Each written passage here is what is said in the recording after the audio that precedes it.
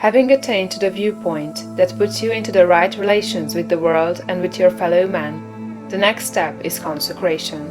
And consecration in its true sense simply means obedience to the soul. You have that within you, that which is always impelling you toward the upward and advancing way. And that impelling something is the divine principle of power. You must obey it without question.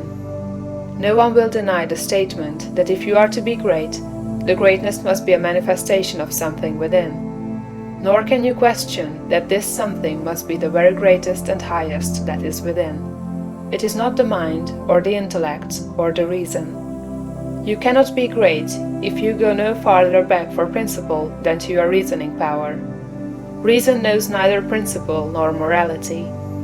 Your reason is like a lawyer, in that it will argue for either side.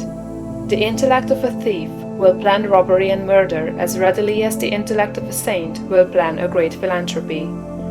Intellect helps us to see the best means and manner of doing the right thing, but intellect never shows us the right thing. Intellect and reason serve the selfish man for his selfish ends as readily as they serve the unselfish man for his unselfish ends. Use intellect and reason without regard to principle, and you may become known as a very able person, but you will never become known as a person whose life shows the power of real greatness. There is too much training of the intellect and reasoning powers, and too little training in obedience to the soul. This is the only thing that can be wrong with your personal attitude, when it fails to be one of obedience to the principle of power. By going back to your own center, you can always find the pure idea of right for every relationship. To be great and to have power, it is only necessary to confirm your life to the pure idea as you find it in the great within. Every compromise on this point is made at the expense of a loss of power. This you must remember.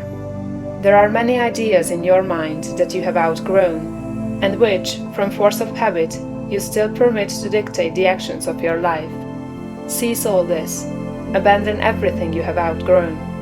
There are many ignoble customs, social and other, which you still follow, although you know they tend to dwarf and belittle you, and keep you acting in a small way. Rise above all this. I do not say that you should absolutely disregard conventionalities, or the commonly accepted standards of right and wrong. You cannot do this, but you can deliver your soul from most of the narrow restrictions that bind the majority of your fellow men. Do not give your time and strength to the support of the obsolete institutions, religious or otherwise. Do not be bound by creeds in which you do not believe. Be free. You have perhaps formed some sensual habits of mind or body. Abandon them. You still indulge in distrustful fears that things will go wrong, or that people will betray you or mistreat you. Get above all of them. You still act selfishly in many ways and on many occasions. Cease to do so. Abandon all these, and in place of them, put the best actions you can form a conception of in your mind. If you desire to advance, and you are not doing so, remember that it can be only because your thought is better than your practice. You must do as well as you think. Let your thoughts be ruled by principle, and then live up to your thoughts. Let your attitude in business, in politics, in neighborhood affairs, and in your own home be the expression of the best thoughts you can think. Let your manner toward all men and women, great and small, and especially to your own family circle, always be the most kindly, gracious, and courteous you can picture in your imagination. Remember your viewpoint. You are a god in the company of gods, and must conduct yourself accordingly. The steps to complete consecration are few and simple. You cannot be ruled from below if you are to be great. You must rule from above. Therefore, you cannot be governed by physical impulses. You must bring your body into subjection to the mind. But your mind, without principle, may lead you into selfishness and immoral ways. You must put the mind into subjection to the soul, and your soul is limited by the boundaries of your knowledge. You must put it into subjection to that our soul which needs no searching of the understanding, but before whose eye all things are spread.